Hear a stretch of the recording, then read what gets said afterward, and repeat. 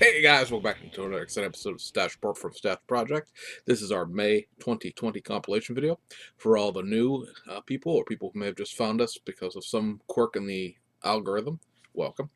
We do these videos beginning of every month, letting you know what the expected kit releases are for the given month. This, of course, again, being May of 2020. So it's kind of a little bit of slim pickings, a little less related to the coronavirus situation is just the time of the year.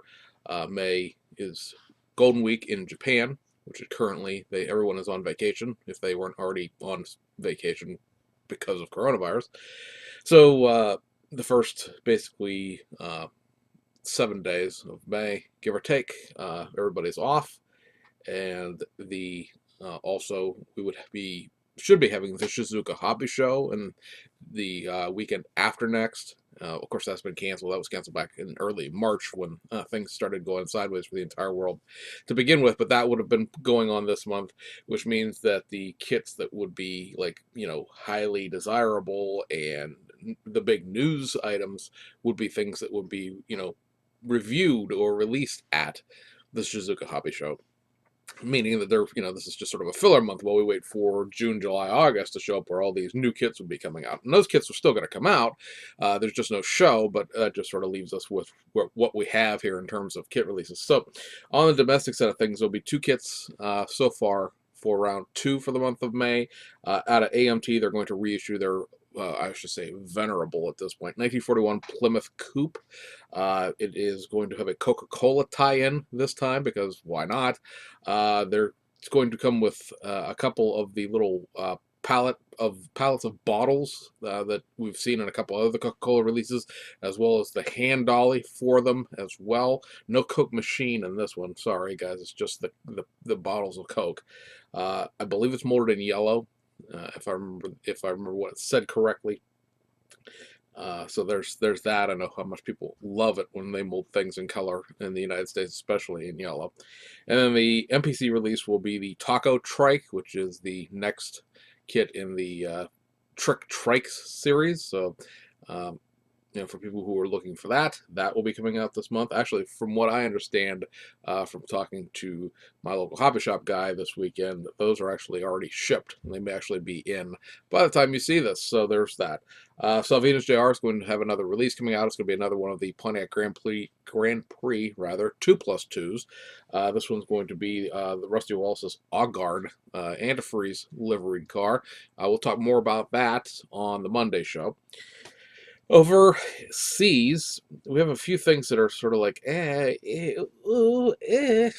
you have the 112 scale Mattress MS11, the Ebro Tamiya kit that represents the 1965 British Grand Prix car. That's allegedly a May release, but you can never tell with Ebro.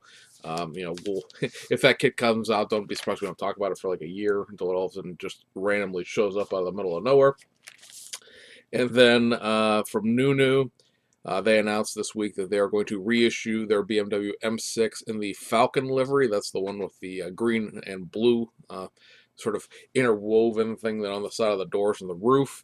That is going to be reissued with window masks. So I don't know if this is a test case or something they plan to do in the future, but it looks more or less just like a straight copy of the Spot models, or let's say the Decalcos. Yeah, Decalcos is sort of the in-house manufacturer of decals and stuff for Spot model. Looks like the Decalcos window masks. This one is going to have window masks for the inside of all four windows because you have a windshield, rear window, and two side window pieces. And then it's also going to have outside window masks for the two side pieces because of the way that window side piece is designed. It carries the B pillar for the door posts and some of the window black, the window stripping, weather stripping around the outside. So that way you can, mask both the inside and the outside for the window black that is around windows on the inside of your windshield windows, and then also the at least for the side windows, the B pillar. So there's that coming back out. I believe the Falcon kits were out of not out of production, but out of stock. So this is a restock among other things, and they're throwing the window masks in there, I guess, to see how well that's going to work. Also out of Nunu this month, we expect the BMW M3 Autech version. of that kit. That's for the 1991 Japanese touring car and 1991 Gia Race of Macau entries. So that should be a fairly easy reissue for them. It's just a new set of decals. Everything else in the kit should maintain everything that is basically a reissue of the original one. The DTM kit, the 1991 DTM kit, just that kit with a different set of decals in it. That takes us over to Hasegawa, which has this month a reissue with the Mitsubishi Galant VR4. That's just the street car. The Jaguar XJS TWR in 1986 Intertech format. Now that's this, that is this kit right here, the Jaguar race car, and that car at the very end of its racing career, because the car that represents on the box art, I keep pointing the wrong side. This the car that this represents right here is a 1984 car. And in 1986, those cars were on their way out in terms of being retired because 2 racing seasons later, it wasn't exactly. It was a very interesting racing platform. It was a successful racing platform, but TWR was going to go over and start racing Ford Sierras at that point. At the end of their racing careers, they shipped the cars to Japan to race in the Fuji Intertech race, which is the last race of the Japanese touring car, and then they went to Australia to run a couple of Australian touring car championships races. They, for whatever reason, and it's in Japan, so the pictures of this exist. There were 2 of them. It's not like they weren't well known. They won the polls, but both of them had mechanical issues and ended up dropping out of the race. Hasegawa never did the Intertech liveries for, so this would be that kit reissued with new decals. Long way around to go say that, I guess. Reach of the Porsche rather 962C in its 1986 World Sports Car Prototype Series livery, which is, of course, the Rothmans livery. It does not appear, at least from the external advertisements, that the Rothmans wording will be there. I guess we'll find out when the kit is reissued whether or not it is or not. The Rothmans liveries are just blanked off the box entirely, so we'll see what the decals have in them when those come around. Reissue of the Mazda 767 in its 1991 Japanese sports car prototype series, Trident Playshore Racing livery. That's another one of those hot pink and yellow privateered cars. And then lastly, a Lancia 037 rally car for the 1983 Rally Esmeralda, and that would be a third-place finishing vehicle in that rally, and that is part of the European Rally Championship. That'll take us over to Aoshima, which, again, is doing a whole pile of reissues of things that most people already have. It's been very hard to be enthusiastic for Aoshima this year. I don't think other than those Japanese taxi things, I haven't bought an Aoshima kit in forever. I still have a pre-order for the Urace Tuning R34 four-door, wherever that kit is lost in development, but I haven't bought anything out of Aoshima this year, and that's very odd. Usually, Aoshima gives me, half of the kits I buy in a given year, and this year it's just been like, hey, just ship me crates of Hasegawa kits because there ain't nothing else really. So anyway, that'll be a reissue of the 1990 Toyota Cresta 2.5 Super Lucent, reissue of the 1988 Toyota Mark II Grande, reissue of the 2012 Subaru BRZ, reissue of the Liberty Walk Liberty Works Ken and Mary Skyline Shaddai car, the reissue of the 2007 Sea West tuner version of the Lancer Evo 10, 2002 Daihatsu Copen Pandora Evo 2, in a new box because it's going to be the new supercar line. It is a reissue of the Lamborghini Murcielago Superveloce and its PE set. And then the one kit that has something new to it at all is a reissue of the 1998 Mazda RX-7 FD3S, and this is going to be a radar patrol car for the Japanese police force. It has new radar pieces and new decals. There were 7 of these made up by Mazda back when the car was new and distributed to highway patrol divisions of the various prefectures around Japan. So it is a replica of a real police car, but I mean, really, it's one new piece, 2 new pieces, and some decals to a kit that already has existed for a while. So it's new in the most vague way possible. And then we have just straight restock stuff that isn't really part of the month, in the technical sense of frontline releases, frontline reissues. You have the 2003 Toyota Crown Athlete, Toyota Crown Royal Saloon. That's the original one of sort of the two-pack kits of the Crown Athlete, Crown Royal that was released originally last fall. So it's just a restock. Liberty Walk, Liberty Works Hakasuka Skyline, Liberty Walk, Liberty Works Ken and Mary Skyline. 17-inch wheel sets for the BBS RG, RS3, and the 18-inch BBS DTMs. 16-inch wheels are your RS Watanabe 8 spokes, your Longchamp XR4, and your Volk TE37s, which will be wheel sets from the Toyota AE86 Trunos, and then a reissue of the 20-inch BBS LMs, BBS LM, all the things. So that, guys, wraps up this month. Again, not a whole lot there. June is, sketchy in development, but there's a lot of Hasegawa stuff coming out. We're starting to get the beginnings of July. It's a little bit, over here. The sort of the thing we're kind of waiting on right now, and it did not come out before we went on vacation for Golden Week, is the release of the Tamiya kits that were shown way back at the Nuremberg Toy Fair, which are the 1/12 scale Valiant 934 Porsche, because that's the same kit that was reissued with the Jägermeister last fall, but this, I don't think has ever, as far as I can tell, has never been released in the Valiant livery. And then the Mustang GT4, the little race car. Both of those kits were supposed to be out, I think the Mustang original was supposed to be out in the middle of March in the United States. And then it was April, and then it was May. I realize part of the problem with those kits here in the United States is the fact that Tamiya USA is closed and probably will stay that way until we see some loosening of the stay-at-home regulations in the state of California, which may be one of the last places other than New York City to really do a full release.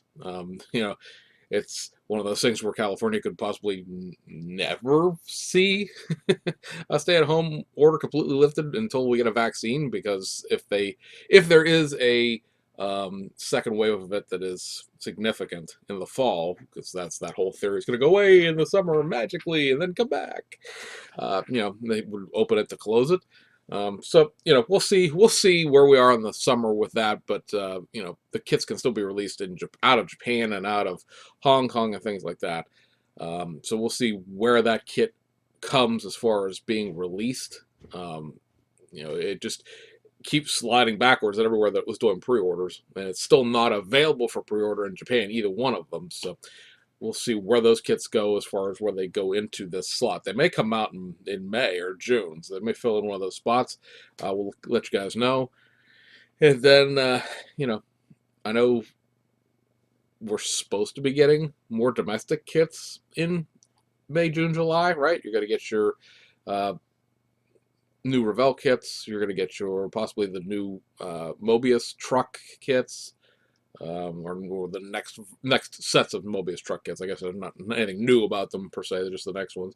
The 4x4 in the 65, 66 version, the work truck in the 67 version. We'll see where all that shakes out when we get to it. But right now, I can't write it down because it's an ever-changing, ever-evolving situation with everything that's going on, even within just the world of shipping. Like right now, we tell you guys on like the weekly basis of where you can get stuff. As we stand here at the beginning of May, you can't get mail from Hong Kong unless it comes by boat. You can't get mail out of Japan unless it comes by a boat, unless you want to pay for a courier service like UPS, FedEx, DHL. You can mail things but not receive them for ever out of most European countries. Some European countries you can't. It all depends on which European country it is. Spain, you can get mail sent from the UK. Last time I checked, you can't. You can't get mail sent from Germany. Again, it's all courier service. You want to use DHL, FedEx? Yes, you can. I just got a box from FedEx this morning from Spot Model in Spain, and I paid basically 4 times as much as it would have cost to mail it to me. So until all of that gets straightened out and until shipping, picks up and everything, it's hard to nail anything down right now.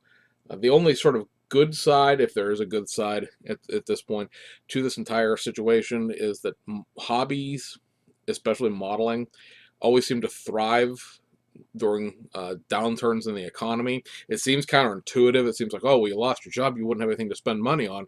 Um, but especially with this quarantine going on, well, it's not a quarantine. I can't stand when people call it a quarantine because it's not a quarantine. If you're quarantined, you literally physically be forced to stay in your house, and that's not what's going on unless you actually have COVID-19. This stay-at-home orders and these do not, non-essential travel orders and things like that. A lot of the online vendors, a lot of the wholesalers are seeing huge demand for models right now.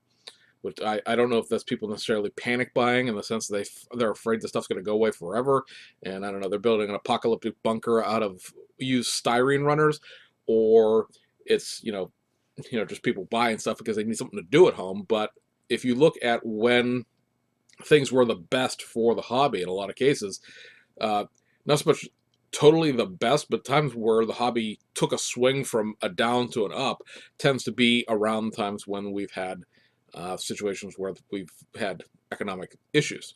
The last time the hobby really got a shot in the arm was when we had the Great Recession.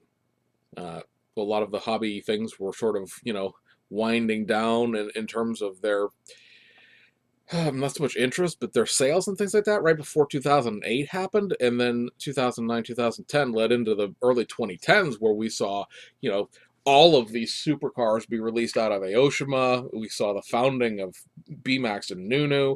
We got a lot of kits out of Revell, not so much out of Tamiya per se, but that people don't have money to spend on real cars, go out to eat, do things. You tend to spend money on hobbies you can do at home. And so that could be the only one downside or one good side, one good thing out of this downturn. Um, in those terms would be, and I know there's a lot of people unemployed right now, and I don't mean to make light of that situation, but for the people who still do have employment, not a lot of us. When's the next time you plan to go on vacation, right? When's the next time you're gonna fly someplace? So a lot of the things that you would have been doing, you're gonna be hanging out doing this instead. So we shall see what 2021 and things like that bring. See if there's another, sort of push in the hobby world with new companies or increased releases because. Again, a lot of things are going to see a increase in purchasing. Now, whether or not that includes new kits or just places selling out of stuff they have in stock, which is good for the hobby too, because that means you have to call Revell up and be like, "Hey, I finally sold out of all of those blank. I need more of them." So it works works either way. Yeah, I don't know. Nobody knows. We'll find out as we go along. But anyway, guys, I plattered on there at the end a little bit, but hope you guys enjoyed it. Now you know what you're buying this month, assuming you can, and we'll see you guys on the other side.